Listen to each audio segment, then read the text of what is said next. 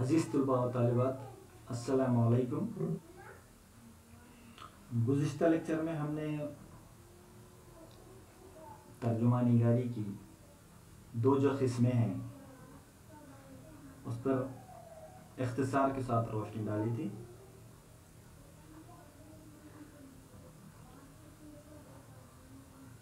ترجمے کی جو قسمیں بتائی گئی ہیں اس کو انگریزی آتھر تھیوڈر ساوری نے اپنی کتاب میں جو شائع کیا ہے کہ اس نے کہا ہے کہ دو قسمیں ہو سکتی ہیں۔ در حقیقت اس کی جو قسمیں ہیں دو ہو سکتی ہیں کہا ہے ترجمہ نگاری کی، جس میں اس نے کہا ہے پہلی قسم آزاد ترجمہ اور دوسری لفظی ترجمہ۔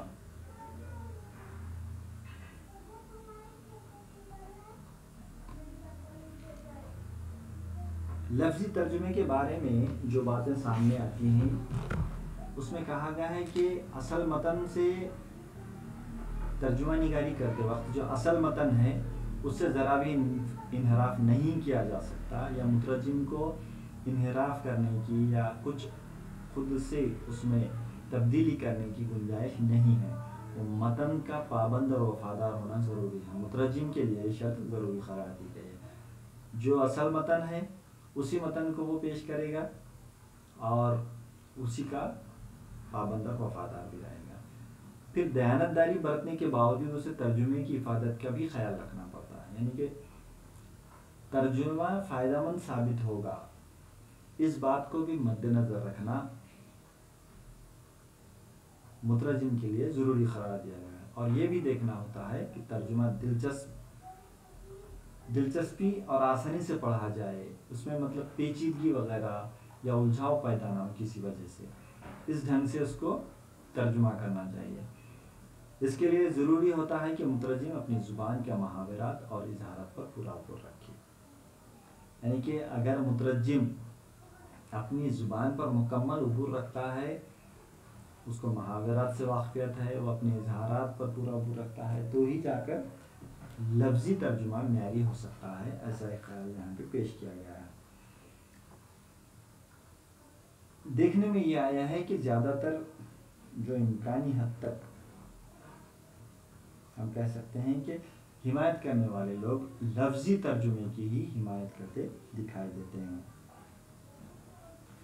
لیکن لفظی ترجمہ کرتے وقت مترجم کی جو ذمہ داری ہے اور بھی زیادہ بڑھ جاتی ہے۔ غیر دیانتداری کسی قسم کی گنجائش لفظی ترجمے میں نہیں ہو سکتی۔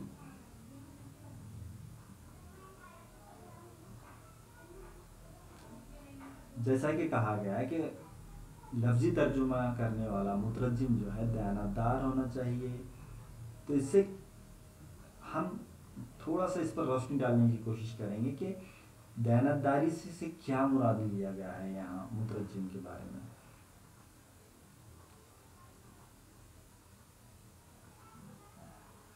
لفظی ترجمہ لفظ با لفظ ترجمہ یا ترجمے کا سب سے اولین طریقہ ہے، بلکہ یہ خالص دنیاوی اور غیر ادبی کاموں کے لیے مناسب ہے۔ یہ کن چیزوں کے لیے مناسب ہے؟ سب سے پہلے تو یہ کہا ہے کہ لفظ با لفظ جو کا تو ترجمہ نہیں کرنا ہے، اور پھر لفظی ترجمہ جو ہے دنیاوی اور غیر ادبی کاموں کے لیے مناسب ہوتا ہے۔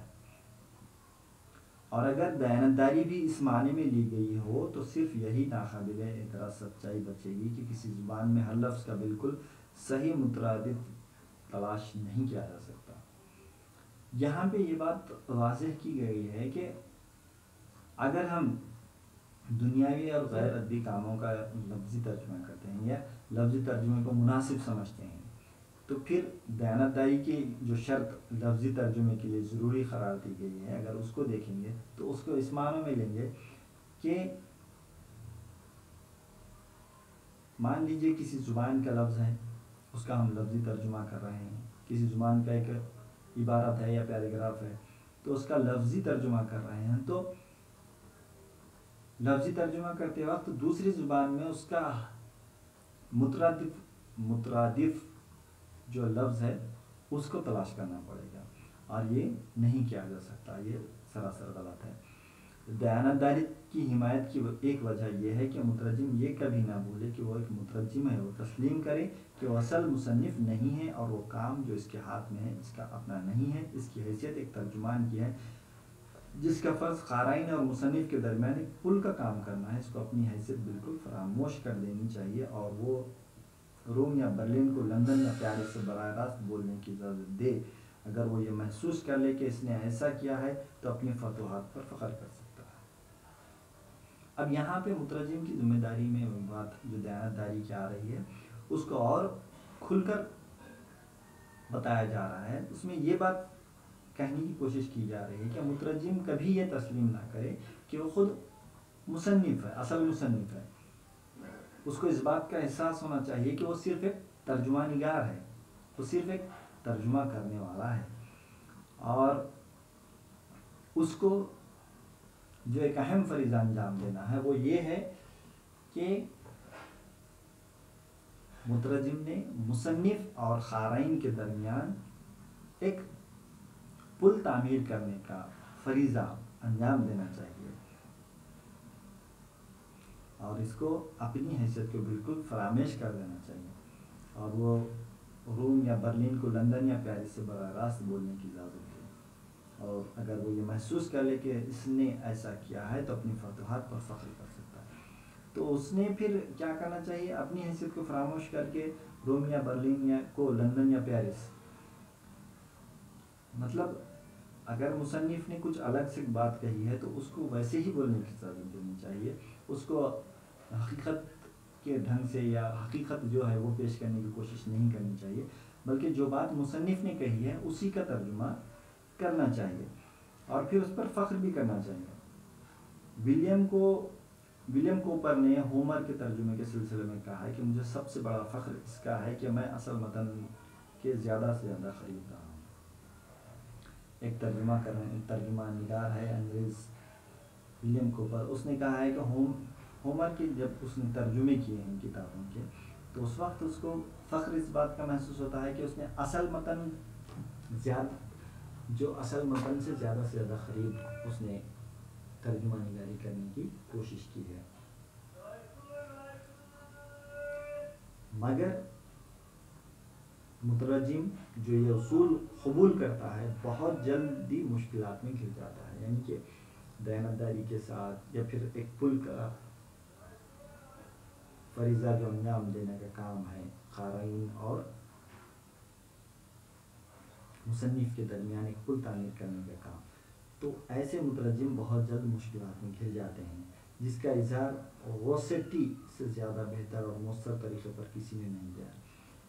یہاں پہ اور ایک مترجم کا نام سامنے آتا ہے انگریز، یہاں پہ مثالوں کے ذریعے اس بات کو سمجھانے کی کوشش کی گئی ہے کہ انگریز مترجم ہے تو وہ کس طرح سے لفظی ترجمہ کر کے یا اس اصول کو دیانتداری کے اصول کو قبول کر کے وہ کس طرح سے اپنی مشکلات میں گر گیا ہے، اس کو یہاں مؤثر ڈھنگ سے پیش وہی کر سکتا ہے، کیونکہ وہ خود اس سے دوچار ہوا ہے۔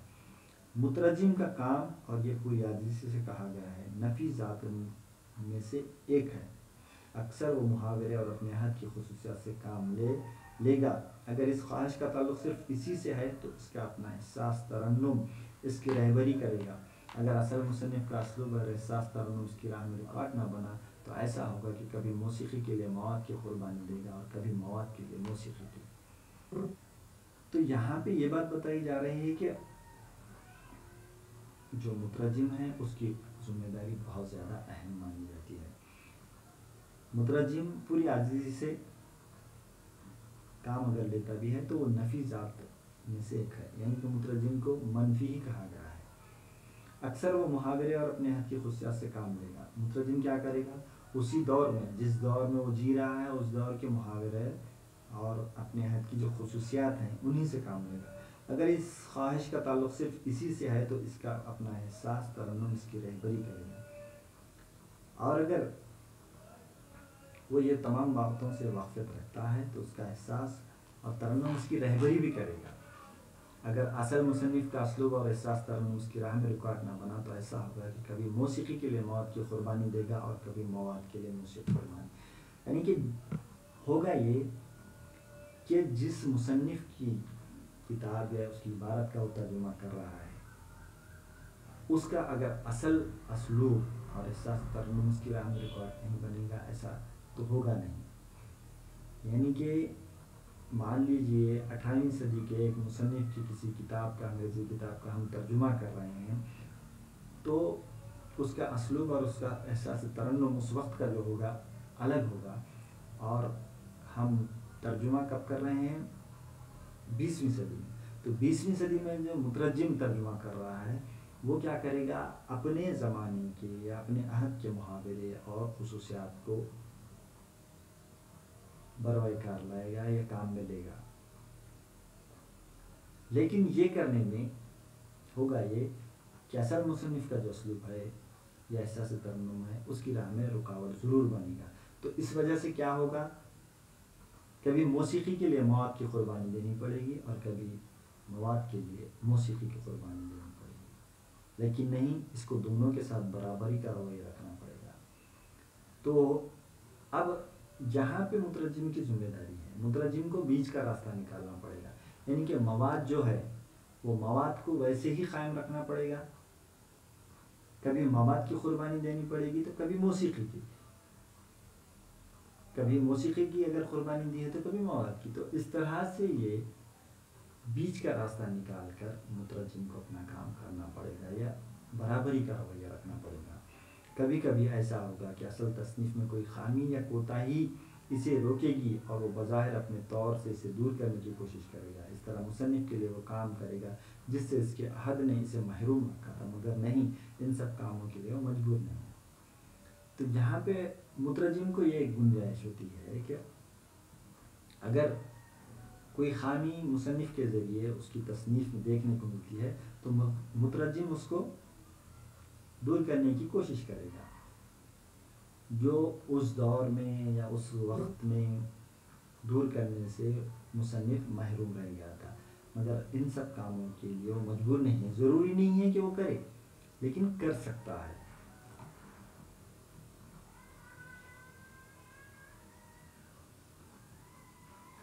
لفظی ترجمے کو لیاقت کے ساتھ ترتیب دینا بہت ہی مشکل کام ہے اور ہم کو آزادی کا راستہ اختیار کرنے کا فیصلہ کرنا پڑے گا. اس لیے پوسٹ گیٹ کو یہ کہنے کی ترغیب ملی کہ دیانتداری کے اصول ترجمے کی افادی حیثیت اور عام رضامندی سے نہ کہ عالمی مشق و روایت کی روح سے وضع کیے گئے تھے. اب ہوا یہ کہ مجبور ہو کر پھر یہ دیانتداری کا جو اصول ہے اس ترجمے کی وجہ سے یا اس ترجمے کی اہمیت اور حیثیت کو سمجھنے کے لیے تو ہوتا یہ ہے کہ مجبور ہو کر مترجم کیا کرتے ہیں آزادی کا راستہ اختیار کرتے ہیں. لفظی ترجمے کے بجائے آزاد ترجمے کی طرف وہ راغب ہوتے چلے جاتے ہیں. تو اس لیے یہاں پہ یہ بات مثال کے ذریعے سمجھانے کی کوشش کی گئی تھی کہ لفظی ترجمے میں جو مترجم ہے اس میں لیاقت بہت زیادہ ہونی چاہیے اور یہ کام بڑا مشکل کام ہے. اس وجہ سے مترجم لوگ آہستہ آہستہ کیا کرتے ہیں لفظی ترجمے کے بجائے آزاد ترجمے کی طرف